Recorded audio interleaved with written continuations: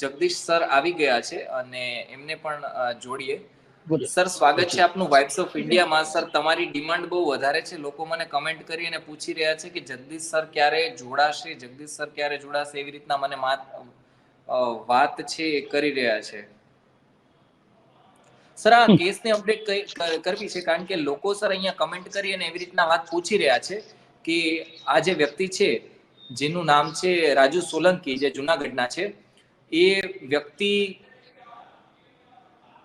છે, એટલે કે દાંડિયા રસમાં જે બધાને રાસ વગેરે નૃત્ય શીખવાડે એ કોરિયોગ્રાફર પણ છે.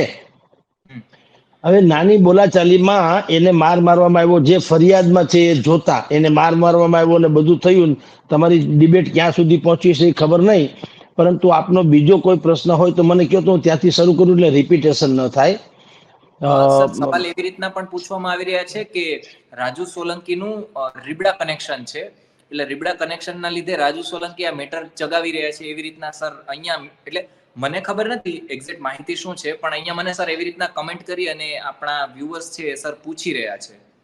હા, એ હોઈ શકે એવું માનવાને કારણ એટલા માટે છે કે જ્યારે રાજુભાઈ સોલંકીએ એક ઓડિયો એનો અને ગિરીશ કોટેચા જુનાગઢના ભારતીય જનતા પાર્ટીના દિગ્ગજ નેતા છે, મેયર રહી ચૂક્યા છે, યા તો મેયર છે. હવે એની સાથેનો એક ઓડિયો રજૂ થયો. ઓડિયોમાં ભાઈ રાજુ સોલંકી બેસુમાર રીતે ભાઈ જયરાજસિંહ જાડેજાને ઉદ્દેશીને ગાળો પણ આપે છે ને એનો ગુસ્સો ઠાલવે છે. હવે આમ તમે જુઓ તો કોઈ સામાન્ય વ્યક્તિ જેના છોકરાને મારવામાં આવ્યો હોય તો ઓબ્વિયસલી દરેક પિતાની આ જ હાલત હોય જે રાજુ સોલંકીની છે. એટલે એમાં એ ખોટું કર્યું એવું નથી કહેતા, પરંતુ એમાં એ પાછી એક વાત કે છે કે હું ઓળખી ગયો કે આ જયરાજસિંહ જાડેજાનો પુત્ર ગણેશ છે. હવે જ્યારે કે સૌરાષ્ટ્રમાં જે લોકો રહેતા હોય છે એ બધાને ખબર છે કે જયરાજસિંહ જાડેજાની ઓળખ થયા પછીથી કમસે કમ 35 વર્ષથી હું આ લાઈનમાં છું, છાપાની લાઈનમાં છું, પ્રેસ પત્રકાર તરીકે. મેં ક્યારેય કોઈને આવી હિંમત દાખવતા જોયા નથી. એટલે બધા કઈ નપુસક છે એવી વાત પણ નથી, પણ એ ખબર પડે કે જયરાજસિંહ જાડેજાનો આના પુત્ર છે અથવા તો જાડેજા બાપુનો કોઈ માણસ છે તો એ બે વાત કરે, યા તો સમાધાનની વાત કરે અથવા તો એ કોઈના લાગતા વળગતાના છેડા અડાડીને એને યોગ્ય લાગે એવા ન્યાયની વાત કરે. પણ જ્યારે કે ખબર પડે કે આ જયરાજસિંહ બાપુના દીકરા છે છતાંય એ બેસુમાર હદે ગાળ બોલીને કે હું એને મારું તો જ મને શાંતિ થાય, તો એટલી જુર્રત જે કરવાની હિંમત જે છે એ તો સ્વાભાવિક જ તમને જે મેસેજ મળ્યા કે એને રીબડા કનેક્શન હોય તો મે બી હોઈ શકે. એનું કારણ એ છે કે તો જ આ સંભવ બને, અથવા તો એના જેવું કોઈ પણ રીબડા જેવું કોઈ પણ. એટલે જરૂરી નથી કે રીબડા જ હોય, પણ કોઈ પણ એક પીઠબળ તો છે જ, અને હોય એ તો પાછું ખોટું છે નહીં. પીઠબળ હોવું ખોટું નથી, કારણ કે એને તો એના છોકરાને માર્યો એ તો હકીકત છે.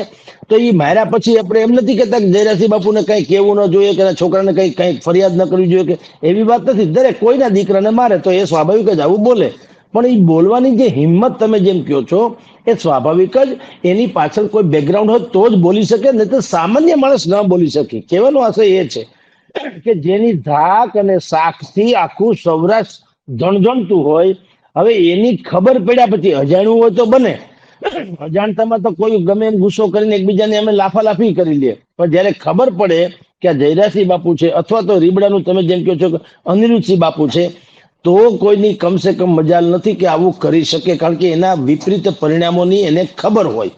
એટલે આપ જે લોકો એમાં કહી રહ્યા છે કે રાજુભાઈ સોલંકીનું એમ કે રીબડા કનેક્શન હોય, તો એ સંભવ કદાચિત એટલા માટે હોઈ શકે કે રીબડા અને ગોંડલ એ બંને વચ્ચે ભારત પાકિસ્તાન જેવું છે. સર, અમુક બંને લોકો કમેન્ટમાં સર એવી રીતના પણ વાતો રાખી રહ્યા છે કે એ જુનાગઢના બહુ મોટા ડોન છે અને દારૂના ધંધા સાથે સંકળાયેલા છે, એવી રીતના સર કમેન્ટ પણ આવી છે આમાં. સર, ઘણી હવે બધી એનું કોઈ કમેન્ટ આવી રહી છે સર, તમારા નામની પણ કમેન્ટ આવી હતી, એટલા માટે સર આપને ફોન કરી અને બોલાવવા પડ્યા.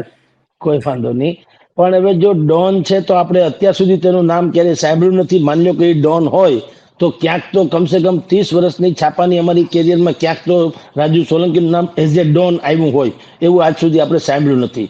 રહી વાત દારૂ પ્રકરણની, કે એ તો જે એની કોઈ જાણતા હોય ને કહેતા હોય બરાબર છે, આપણે કઈ જાણ્યું નથી દારૂ વગેરેનું હોઈ શકે, પરંતુ એક નેતાએ જ્યારે જુનાગઢ બંધનું એલાન આપ્યું ભાઈ જિગ્નેશ મેવાણીએ, એણે આ જ કિસ્સામાં કે ભાઈ જો આની ધરપકડ કરવામાં નહીં આવે તો હું જુનાગઢ બંધનું એલાન આપશું અને દલિત સમાજનો આ જ રાજુભાઈ સોલંકી આજે જ જુનાગઢના કાળવા ચોકમાં બધા દલિત સમાજના ભાઈઓ ભેગા થયા હતા અને આજે એણે એનાઉન્સમેન્ટ કર્યું છે જેનો અમે સમાચાર પણ છાપ્યા છે કે જુનાગઢના કાળવા ચોકમાં બાબા સાહેબ આંબેડકરની પ્રતિમાને પગે લાગી અને 12મી તારીખે આખા ગોંડલ સુધીની બાઇક યાત્રા કાઢવાના છે અને ગોંડલને ઘેરો ઘાલી અથવા તો ગોંડલની વિસ્તાર મેન બજારોમાં ફરી અને દલિત એકતા જિંદાબાદ, દલિત શક્તિ જિંદાબાદ વગેરેનું પ્રદર્શન કરવાના છે.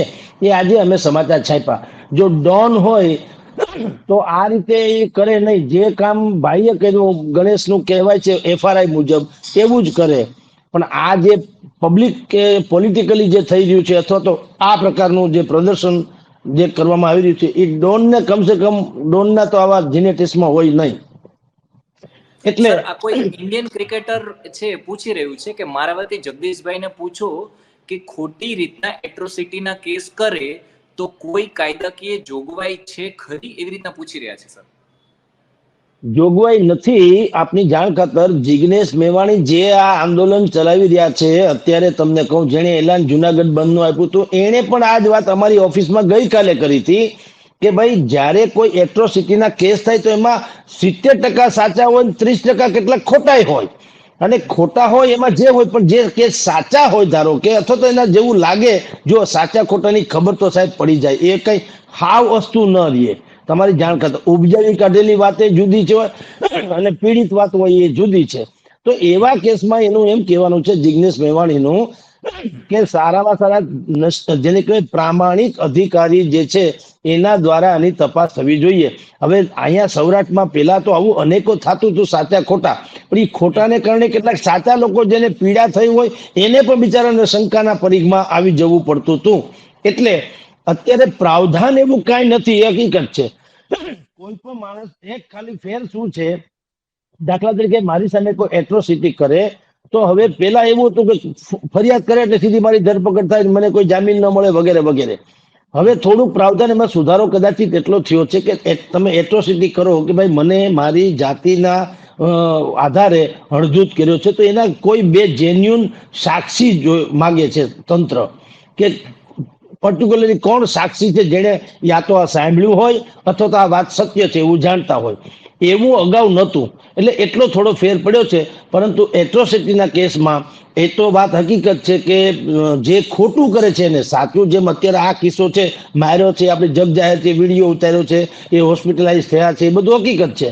એવા કેસમાં જે હોય તે, પણ કેટલાક ખોટા કેસમાં જે કંઈ આવું થતું હોય તો એને કારણે સાચા દલિતોને પણ સહન કરવું પડે છે અને તંત્રએ એમાં કંઈક સુધારા વધારે હજી કંઈક વેરીફાઈ કરવું જોઈએ કે આની શું ઘટનાક્રમ છે કે શું હોઈ શકે.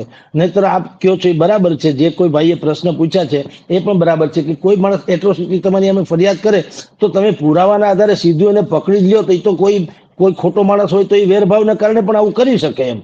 એટલે જિગ્નેશ મેવાણીએ પણ એ જ કીધું કે 30% જેટલા કેસમાં ખોટા કેસ હોય છે, બાકીના કેસમાં જેન્યુઅલી સાચા હોય છે. બિલકુલ સર. અત્યાર સુધીમાં મારી ડીવાયએસપી સર સાથે જે રીતના વાત થઈ હતી હિતેશભાઈ ધાંધલિયા સાથે, તો એમણે જણાવ્યું હતું કે 11 લોકોને અમે પકડી પાડ્યા છે, જુનાગઢ પોલીસ અને ગોંડલ પોલીસ બંને મળી અને પકડી પાડ્યા છે.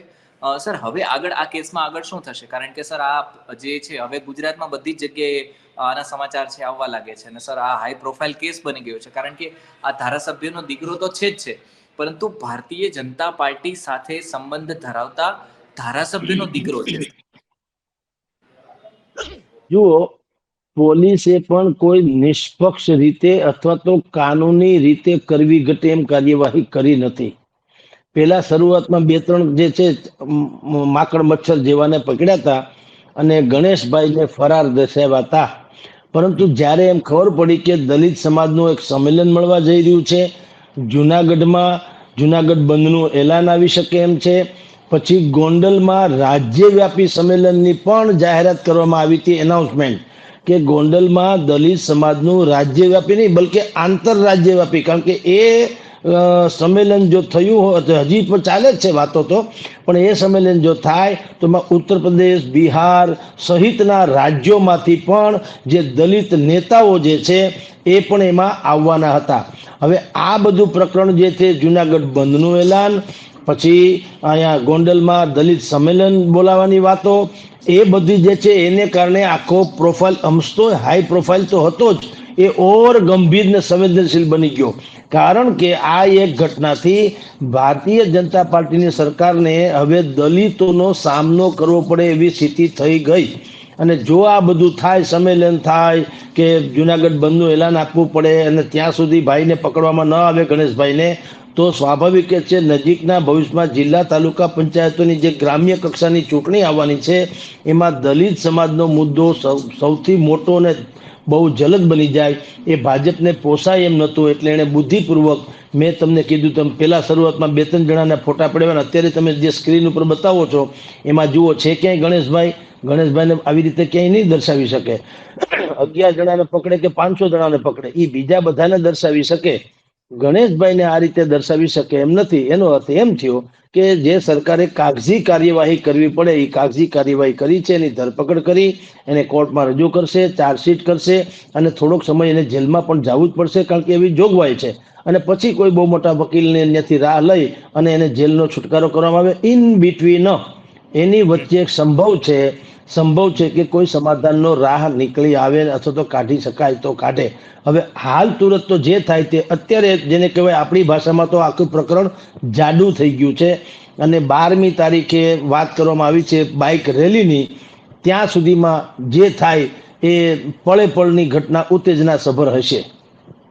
સર, કોઈ ઇન્ડિયન ક્રિકેટર છે એવી રીતના વાત કરી રહ્યા છે. મેં પોતે કેટલાક એટ્રોસિટીના ખોટા કેસ છે થતા જોયેલા છે.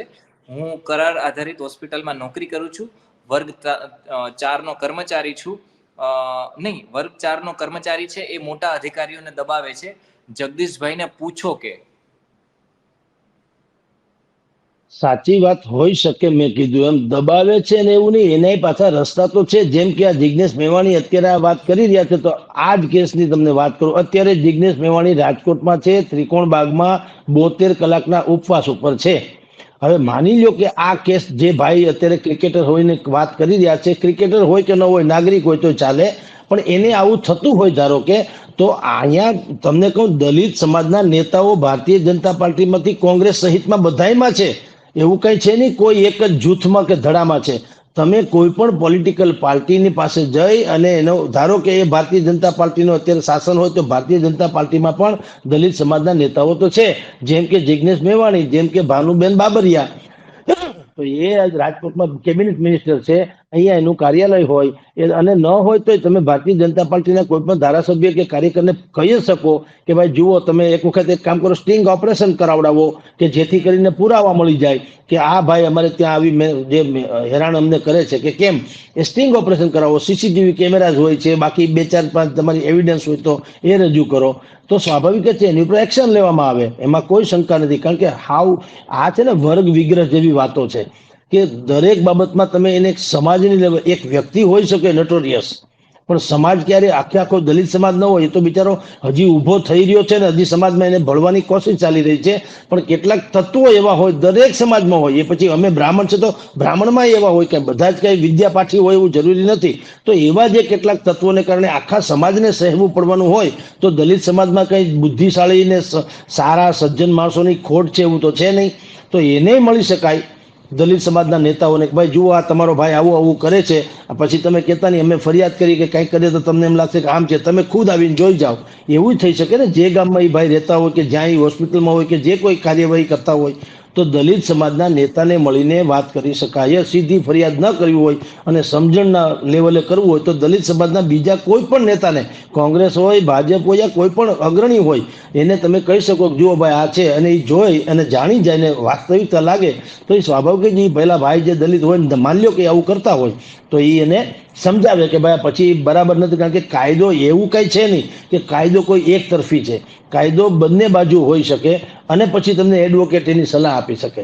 તો કહેવાનો આશય એ છે કે સહન કરવા કરતાં દલિત સમાજના સમજણવાળા બુદ્ધિશાળી લોકો અને સારા લોકો હોય એવા કેટલાય લોકો હોય એમાં ગમે એનું ધ્યાન દોરવું જોઈએ તો આ વાતનો અંત આવે.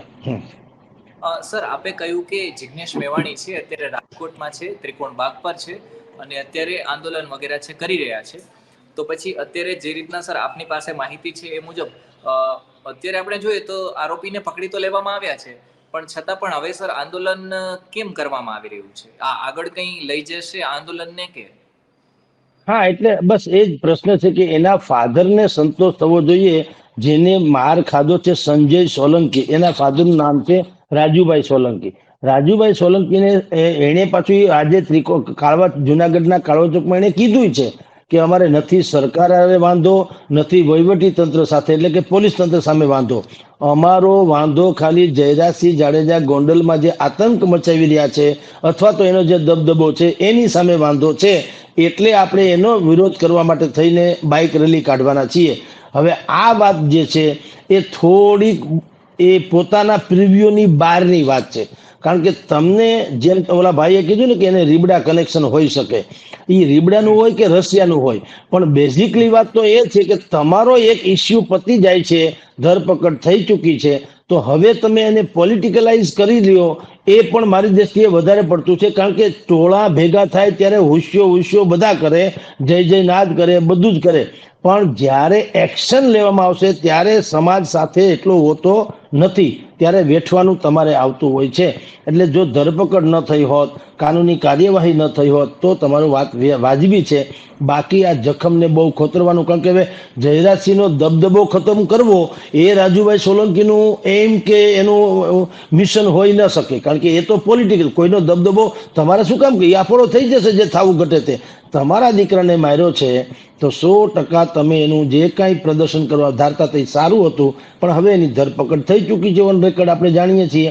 ધરપકડ થયા પછી જે કાનૂની કાર્યવાહી થતી હોય એ કરે. તમારા બી શ્રેષ્ઠમાં શ્રેષ્ઠ વકીલ હોય એ રોકો કે જેથી કરીને આને કોઈ જે કાંઈ તમારા પક્ષે લાગતું હોય એવું રજૂઆત કરી શકે. પરંતુ એક સમાજને પાછું જેમ ક્ષત્રિય સમાજ વાળું થયું હતું એમ સમાજને ભીડવી દેવાથી તો ઓર વૈમનસ્ય વધશે. કારણ કે હવે વાત સંજય રાજુભાઈ જોશ સોલંકી પૂરતી નહીં રહે, હવે દલિત સમાજ આવે છે જયરાજસિંહ બાપુનો દબદબો ખતમ કરવા. હવે બે સમાજ એક ગામમાં ભેગા થાય આ પ્રકારે, તો તમે સમજી શકો છો કે એનું રિઝલ્ટ શું આવે. બિલકુલ. અને જ્યારે કોઈ વાત સમાજની અંદર ઉતરી જતી હોય છે પછી એ સરકારના હાથમાં પણ નથી રહેતું કે એને કંટ્રોલમાં કરી શકે. સર આપ જોડાયા એ બદલ સર આપનો ખૂબ ખૂબ આભાર કે વાઇબ્સ ઓફ નમસ્કાર. ઇન્ડિયાના રિક્વેસ્ટના કારણે આપ જોડાયા. આપનો ખૂબ ખૂબ આભાર sir. Thank you. Thank you so much.